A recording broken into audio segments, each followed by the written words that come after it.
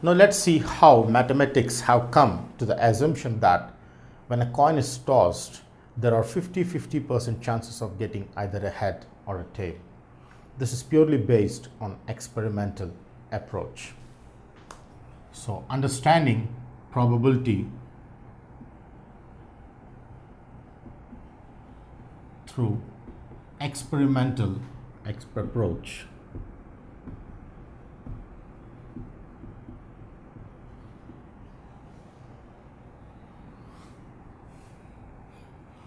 Understanding probability through experimental approach.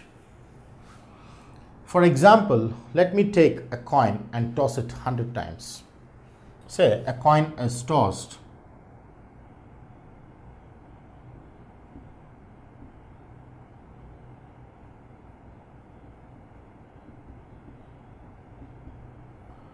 times. Then secondly, it is tossed 200 times. And thirdly, it is tossed for 500 times. So in each of the coin, which is the same coin tossed for 100 times, 200 times and 500 times, I record the data each of the time. So here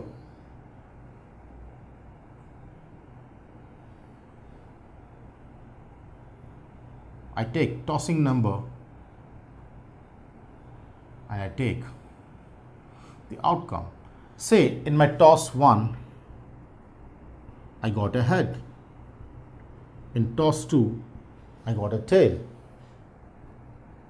In toss 3, again I got a tail, or so on and so forth. Is how I record up to 100 times, because there are 100 tosses in the first case. Similarly, I take the table of tossing 200 times and I record the data in the similar manner. And next, I toss the same coin again for 500 times, and then I record each of the tosses as given by case 1, case 2 and case 3. So here what we observe is, firstly, when I had 100 times when the coin is tossed, we get that, say for example, I calculate the tossing outcome. So here, for example, I calculate for each of the cases number of times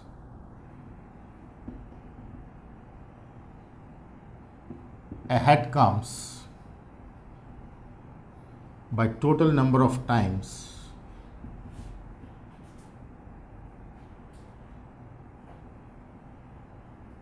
the coin is tossed. So for each of the three cases, case 1, case 2 and case 3, I'll find number of times a head comes as the outcome and total number of times the coin is tossed. So if I get, say, 40 heads in the first case and total number of coins is 100, then each of the times we see that there is some value which is obtained in either cases of 100 tosses, 200 tosses and 500 tosses. So interestingly, this experiment leads to a very interesting fact that as the number of tosses are increased, the value closes or tends to 0.5. Thus, 0.5 times 100 is 50%, which proves mathematically that there are 50% chances or equal chances, 50-50 chances of getting a head or a tail. That is, there is a 50-50 chance of getting a head or a tail is what we get. 50-50 chances of getting a head or a tail is how we conclude mathematically through this experimental approach, tossing 100 times, tossing 200 times and tossing 500 times. If you toss 1000 times, then this value nears more to 0.5. So as the number of tosses are increased, the value tends more closer to 0.5, thus leading to understand that there are 50% chances of getting head or a tail, equal chances, and hence tossing of a coin is what through which the two captains decide on the batting or the fielding decision. Now that we have understood through experimental approach on how we get the equal chances or 50-50 chances of getting a head or a tail, let's try to introduce the concept of cumulative fraction. Cumulative fraction is defined to be number of times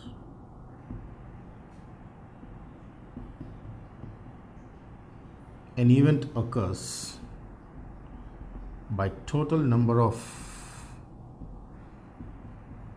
times the experiment is conducted.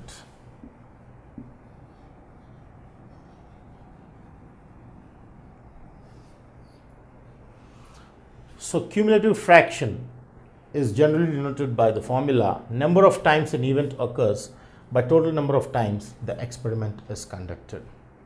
For example, if a coin is tossed 200 times, so for example, I toss a coin 200 times and I get 40 times I get a head, that implies my cumulative fraction is nothing but number of times I get a head, which is 40, and total number of times I toss the coin, which is 200, which is 1/5. Therefore,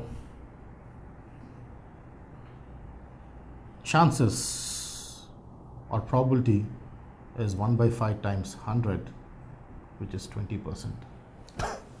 So here the chances are 1/5 of 100, which is 20% chances. So there are 20% chances of getting 40 heads when the coin is tossed 200 times. So here the chances of getting a head when the coin is tossed 200 times is said to be only 20% chances. Cumulative fraction equals number of times an event occurs by total number of times the experiment is conducted. If you like this video, please give a thumbs up. Please subscribe to our channel to get more videos on CBSE syllabus.